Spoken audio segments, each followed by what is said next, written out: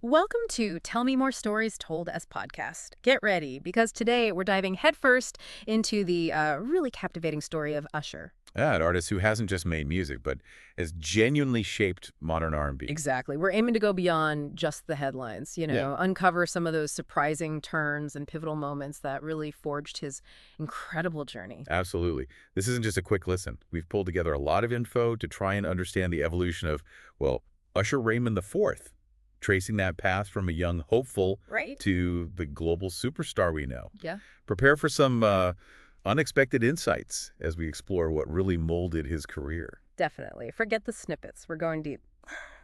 Okay, let's kick off with something pretty amazing. Can you imagine being 13 years old, Mm-hmm. stepping onto the Star Search stage, and holding a single note for 12 seconds? 12 seconds. Yeah, for a kid that age, well, it's forever. It really is. And it's fascinating how that early display of just like raw vocal power hinted at the performer he'd become. That exposure, Yeah. yeah, plus that undeniable talent, it was definitely the spark. He was born in Dallas back in '78, Right. but the family moving to Atlanta, that was huge for his music origin story. Okay. The whole Atlanta scene in the '90s, it was just the perfect place for that talent to, grow. And it didn't take long for people to notice, did it? Not really. By '94, he's just 15. 15. And he releases his first album, self-titled, on LaFace Records. And listen to this, Kelly. Sean Combs, Puffy co-executive, produced it. Wow. Okay. That's a massive endorsement for a kid just starting out. It really was. The album, Usher, it hit number 25 on the Billboard R&B hip-hop chart, Yeah. had 3 singles, Uh-huh. and it did eventually sell over 500,000 copies, got certified gold. But it wasn't like an immediate, massive smash hit. Right. Okay. And here's where it gets kind of interesting. The album actually got some pushback because of the mature themes. Yeah, exactly. You had this 15-year-old singing some pretty suggestive stuff, and, well, it raised some eyebrows. I bet. Do you think that early controversy maybe shaped how he handled his image later on? That's a good question. It definitely made LaFace a bit hesitant, about his future. Mm.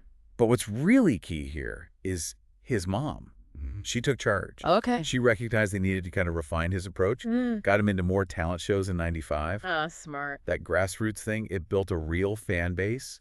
And crucially, it renewed L.A. Reid's confidence in him. Yeah. Showed his potential. Wow. Talk about a turning point, like a second chance almost, powered by his mom's belief. Totally. Mm. So after high school, he didn't just rest on that first album. He kept working, honing his skills. Right. Made appearances on other LaFace stuff like Let's Straighten It Out with Monica Oh, yeah, I remember that. and Dreamin' for the Olympics album. These were really important steps in his development. Kept him in the public eye, showing he was growing. Exactly. And he was on the Kazam soundtrack, too, in '96.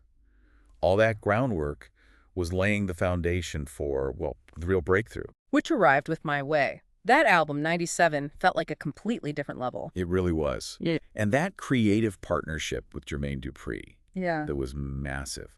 They co-wrote, produced a lot of it together. Yeah. What do you think clicked so well there? That synergy. Well, Dupri's sound, at the time, it was this really cool mix of like contemporary R&B, but with a bit more sophistication. Mm-hmm.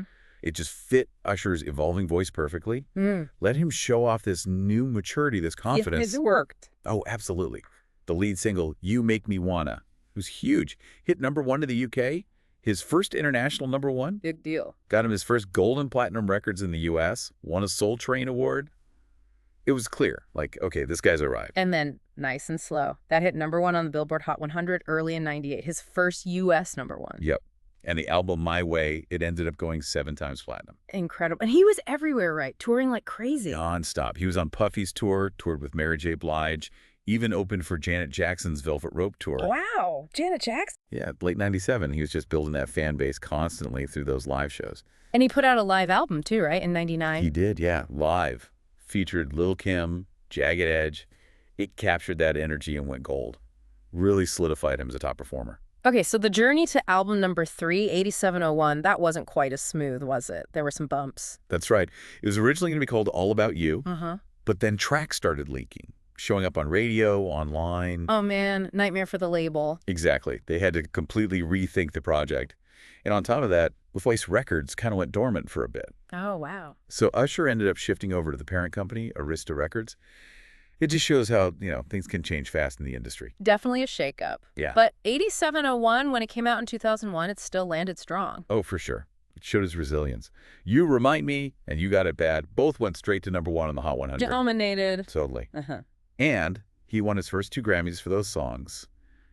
Best Male R&B Vocal Performance 2 years in a row. That really cemented him, didn't it? Put him right at the top tier of male R&B singers. Absolutely. Those Grammys put him alongside legends. And around this time, he wasn't just doing music. He started branching out. Right, the acting stuff started. Yeah, he was in the movie Texas Rangers, did guest vocals on P. Diddy's I Need a Girl Part 1, popped up on TV shows like Moshe, Seventh Heaven. He even played Marvin Gaye, American Dreams, building his profile across the board. Smart moves, laying that diverse foundation. But then, 2004, Confessions. Confessions, yeah. That wasn't just an album, it felt like a moment, a cultural event. You're absolutely right. It was massive. 4 #1 singles on the Hot 100. It's List 'em. Yeah. With Lil Jon and Ludacris. Iconic. Burn! Confessions Part 2 and the duet with Alicia Keys, My Boo. And yeah, stayed at #1 for 12 weeks. It was the song of 2004. Unbelievable. And he made history, too. First artist ever to top the Billboard Hot 100 airplay chart with 4 #1 singles in a row. Wow. The themes on the album, love, cheating, personal stuff, it just connected with people on a huge scale. It felt really personal, yeah. And interestingly, this huge success happened right as LaFace Records got revived under G.V. Zamba. So he was back with his original label right at his absolute peak. Perfect timing, and the awards just flooded in. Oh, yeah. 4 American Music Awards, 3 Grammys, including Best Contemporary R&B Album. 11 Billboard Music Awards in 1 year, including Artist of the Year. It was just total dominance. He was collaborating with everyone.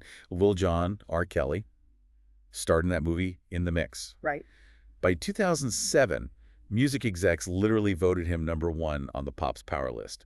He was undeniably on top of the world. That kind of peak is so rare and so hard to sustain. It really is. And, the industry keeps changing. Yeah. So his next album showed him exploring different sounds, reflecting different points in his life. Exactly. Like Here I Stand in 2008, debuted at #1, had Love in This Club, felt a bit more mature, maybe. Yeah, perhaps reflecting where he was personally. And speaking of personal life, his divorce really seemed to inform Raymond v. Raymond in 2010. Right, that was a big theme. But that album also hit #1, gave us that massive track, OMG. Which made him one of the very few artists to have #1 hits in 3 different decades. That consistency is incredible. It shows how he could evolve and stay relevant. Then came the Versus EP with DJ Got Us Fallen in Love. Another huge hit. And then Looking for Myself in 2012, where he was experimenting, calling it revolutionary pop, always pushing boundaries. Yeah, never standing still. And we can't forget his time on The Voice. Oh, right, as a coach. That was great. He wasn't just performing, he was mentoring new talent. Yeah. Even got a win in his 2nd season. Showed a different side of him. It really did. Showcased his experience, connected him with a new generation. And later on, you see him acting more seriously, too, like playing Sugar Ray Leonard in Hands of Stone. Yeah, that was impressive. Shows his range. And he did that collaborative album, A, with Zaytoven in 2018. Went back to The Voice as an advisor, always trying new things. Always active. And leading up to his latest album, Coming Home, he did that huge Vegas residency. Which was incredibly successful. Yeah. Just proves the strength of his catalog and, his power as a live performer. Still got it. Definitely. And then, of course, the Super Bowl halftime show this year, 2024. Massive moment. Watched by, 123 million people in the U.S.? Yeah. Just staggering. Absolutely iconic. And right after that, drops Coming Home, announces the big past, present, future tour. The man doesn't stop. He really doesn't. Yeah. And then getting the Lifetime Achievement Award at the Beat Awards recently.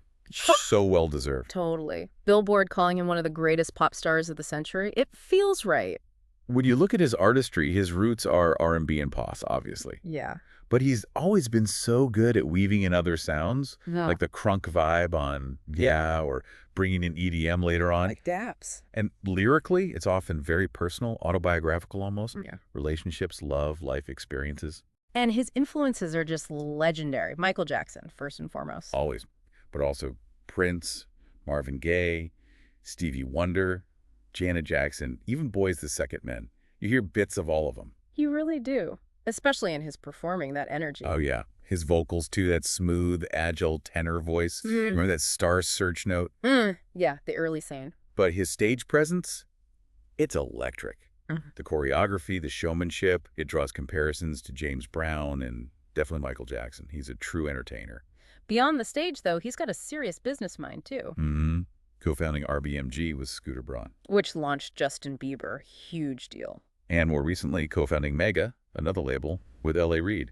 He understands the industry side. And he started his charity, Usher's New Look, way back in '99. Right, showing that commitment to giving back early on. Plus, he's a co-owner of the Cleveland Cavaliers. I know. And he was there when they won the championship in 2016. That's pretty cool. Adds another layer, doesn't it? Yeah. He's invested in tech companies, drinks brands. Pretty diverse portfolio. Definitely more than just a singer. And his personal life has often been in the spotlight, too. Yeah, relationships with Chili from TLC, his marriages, his kids. It's all been part of the public narrative. He just got married again this year to Jennifer Goycochea.